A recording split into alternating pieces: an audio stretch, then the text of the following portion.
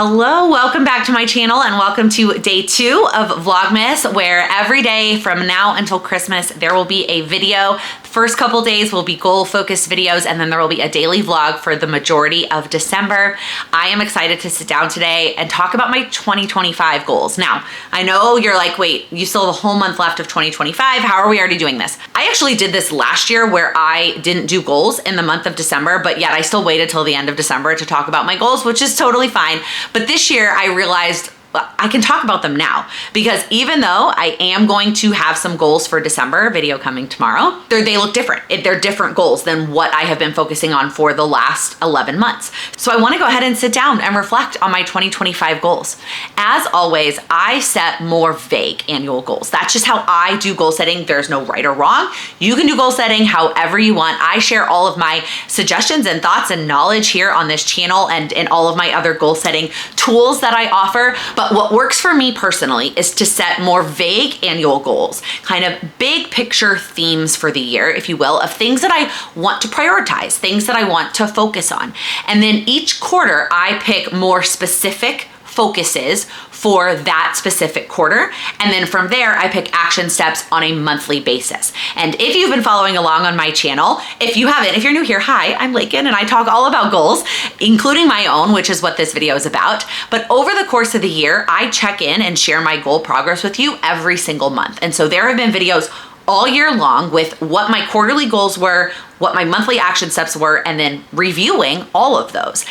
And so if you've been following along and you've watched all those goals videos over the course of the year, probably nothing I say in this video is gonna surprise you, although some of it may surprise me because I feel like whenever I record and I just talk about my goals, sometimes things come out of my mouth that I did not even realize until I start talking. So I'm excited to sit here and reflect on these I had four annual focuses with you. So let's get into it. You know, it's funny, when I first glance at them, before I even deep dive into one of them, when I just look at them, I feel like, did I even do any of these things?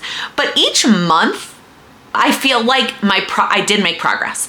And so I think that's one reason why it is so important, y'all, that you track the progress that you're making on your goals. Because I know I made progress on my goals this year, right? I have 11 goal videos to prove it, and to myself that I did make progress and I did complete action steps. But the irony is that when I look at these at a glance, I'm like, wow, they're vague. And so I feel like, did I actually do that? And it's like, yeah, you have the action steps as proof, but let's go through them one at a time. So the first one is to settle into our new home. So if you haven't been following along, we bought this house in December of last year, and then we moved in at the end of January. It was a little bit of a fixer-upper. There are still lots of projects that we want to do, but we have already done a lot of work in the last year. And honestly, I feel good about this goal. I originally wasn't going to say that because when I look around, there are still so many projects that I want to do, and there are still so many things I want to accomplish. But after talking to a handful of you, after talking to some friends who have bought houses recently, that's really normal. You're not going to completely settle into a home in 1 year, especially given the year that we've had and all the things we've had going on. We've had a lot of family illnesses and are about to embark on another one. We had a family wedding, and then I got pregnant, and we also have a toddler who went from being a 15-month-old at the beginning of the year to now, I can't believe how old she is. Our family has done a lot and gone through a lot. And so the settling in that we have done, I need to be proud of that, because we have made a lot of progress on this house, and it's only going to continue to just feel like the sprinkles on top, right? The big stuff is done. We did some really big ticket stuff this year, and that might be why sometimes it doesn't feel like a lot, because we did big things this year as opposed to a lot of little things.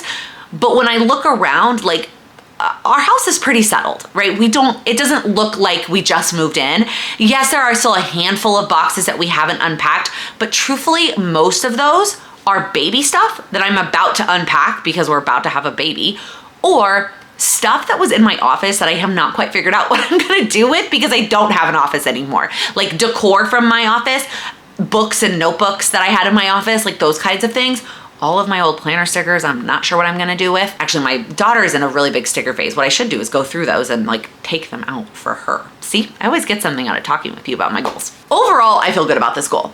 Does that mean that I'm not gonna maybe carry it over? Absolutely. I'm starting off, I'm carrying stuff related to our house over into December. We'll see when I do my prep work what ends up happening in 2026, which is a good time, by the way, for me to go ahead and plug. If you are looking for a goal planner for 2026, a way for you to work on your goals and help keep you accountable, figure out what your goals are, all of those things, please check out the Goals with Laken planner. It is a labor of love that I have been developing for the last handful of years, and something that gets updates every single year. And I already actually, I know this might surprise you, have something on the list for next year's version, right? We haven't even rounded the corner of this year. But anyways, check out the video where I talk about the planner. If it's something that you're interested in, I would love to support you as you use your Goals with Laken planner in 2026. Okay, back to my 2025 goals. So we'll see what that ends up looking like if I carry it to 2026. But you know what?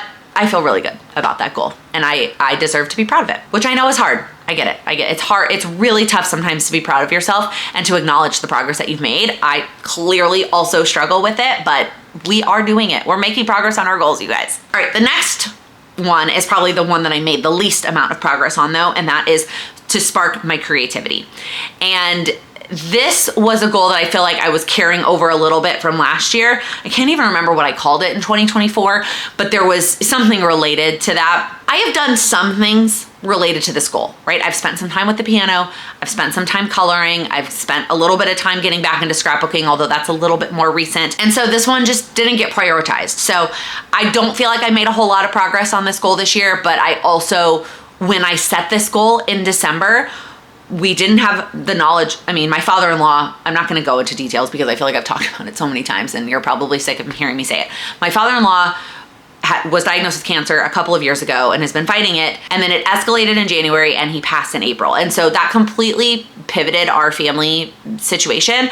So when I set my December goals, I didn't know that. Also, when I set my December goals, I knew I was going to be attempting to get pregnant, but I did not know how long that journey was going to take and how that was going to impact my creativity as well.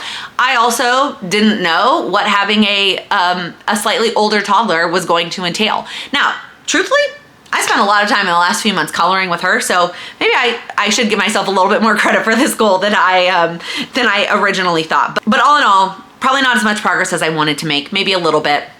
But that's okay. It happens. The next one was to embrace each season. And I actually feel like we did a really good job of this goal. Now, do I think there are things I wish I had done differently? Yes, but that's always going to be the case, right?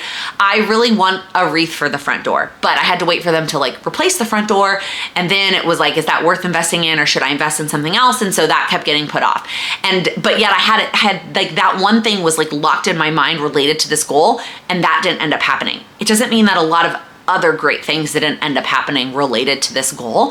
And I especially think that having a toddler has made this goal even more special because there have just been so many moments that are so exciting with her because she is finally getting it and doing things for the first time. Like she understood, oh, we're going on the boat, and she was excited to go on the boat. And that made an activity that we do most summers like a lot more exciting and new and fresh and all the things. And so not only do I feel like the action steps I picked helped me make progress toward this goal, but I also think having my little peanut and seeing things through her eyes as she has just grown up so much this year has really helped with that goal. And I couldn't have seen that coming, right? December, like it didn't totally, with her 14-month-old who was, just starting to talk, did not see that coming. But then like Halloween this year, oh, it was so exciting. And so when I think about this goal going forward, because obviously with some goals, you know that you're going to carry them over into future years because it's like a project, right? Like settling into our house is a project that if it doesn't get done, I'm going to carry it into future years. But some goals you're hoping to kind of settle in, and it's not even necessarily habit-based, but something that you're trying to implement. The creativity one was kind of the same thing, right? Where I wanted to spend 2025 focusing on it. It doesn't mean that I want it to go away in future years, even if I don't make it a goal. Like I want to spark my creativity and then I would want to keep doing it. I want to embrace the seasons and then I want to keep doing it. And I think what I realized this year is having kids helps a lot. Now, it doesn't mean you can't embrace the season if you don't have kids, obviously. But for me, it's almost innate because I'm doing it with her, and next year it will be with them. Now, my little guy will be so young next year that he won't really like understand what's happening, but it'll be different for my daughter because she'll be doing things. Not only will she be a whole year older and like Halloween will be different, and y'all, the obsession she has with the Christmas tree is hilarious, but then with her little brother, like it'll just be so fun and so special. So all in all, not only do I feel really good about the progress I made on this goal this year, but what I have learned about this goal and it's like about it, and I'm excited for how it will look next year, even when it's not specifically a goal. And then the last goal I had for the year, which kind of makes me laugh a little bit, it was to improve my physical health. And once again, when December Laken picked this goal, she knew we were going to likely start trying for a family in 2025. I did not know the exact timeline, what it was going to look like. We didn't know exactly when we were going to start. We didn't know how long it was going to take, all that jazz. But I did still want to improve my physical health, even though I knew that there was a possibility I was going to take a step back on my physical health. When I think about my actual consistently working out, that hasn't gone great this year. I mean, you've seen that in my goals. But that is just one component of this whole thing. And in general, I actually feel really good about this goal. I was actually recently talking to my doctor about this, just about things related to my pregnancy, etc. And I was like, there's so many things that in general life, like I'm just more active. Part of it is having a child who walks and chasing her around, but at the same time, she's still young enough that there are times that she wants me to hold her, right? And so lifting up this 2-year-old on a regular basis, carrying her up and down the stairs, having a house with stairs, walking to and from daycare multiple times a week. Like there's just a lot more things about my life right now. I was comparing this pregnancy to my last pregnancy with my doctor, but even comparing 2025 to 2024, I am a lot more of an active person. And I do feel like I'm feeling better. I feel like I drink my water. I mean, I had to limit caffeine this year, obviously, but like, you know what I mean?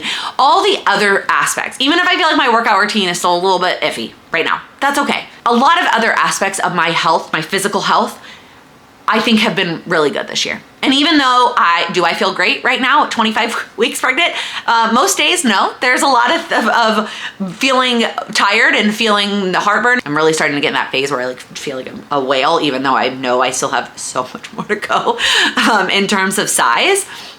But all in all, actually, I feel good about this goal. And this is a goal that I do feel like I end up with on my goals list in some capacity every year, right? Some years it has really been prioritizing losing weight. In some years it has been just taking care of my body. And this year I did want to make some improvements, even though I knew I might be offsetting that with a pregnancy. And I do feel like I've done a good job. I feel like I keep repeating myself and saying the same things.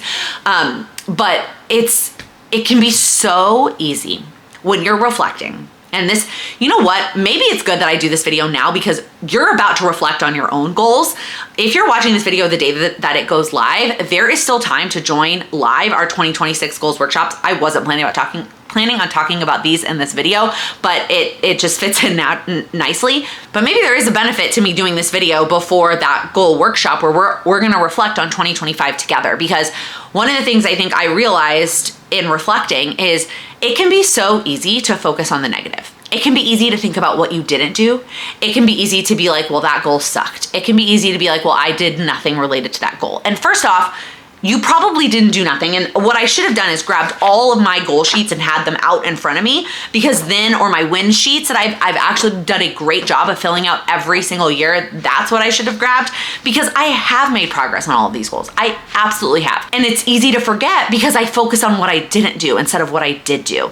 And so I want you, as you start to get into that, whether you're joining us live for the workshops or you're just reflecting on 2025 for yourself, focus on what you did do. Focus on the progress that you did make. Maybe some of those gaps, the things that you didn't accomplish, show up when you're starting to brainstorm for 2026 because it's something you still want to prioritize. But part of reflecting also needs to be celebrating, and it needs to be acknowledging the progress that you did make. And frankly, like when I started this video and I looked at these, I was like, wow, I don't even know if any of those really went well.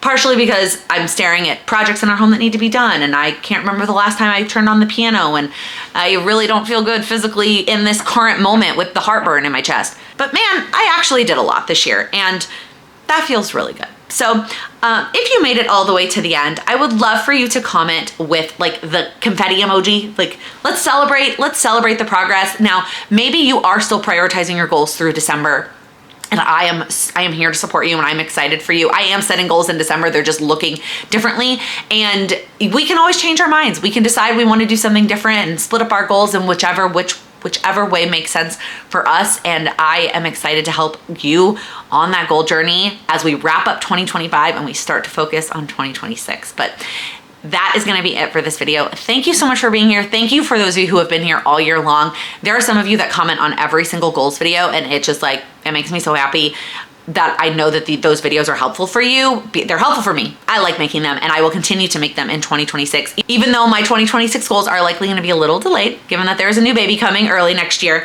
but I'm excited to bring you along for that journey again. So as always, I would appreciate if you gave this video a thumbs up if you like these goal check-in type videos, and make sure you're subscribed because there is a video coming every day until Christmas. Thank you so much for being here. That is the opposite of what I want to say. I don't want to talk about that, but like, it's important. Sometimes doesn't feel, how do I say this? As a whole, at a glance,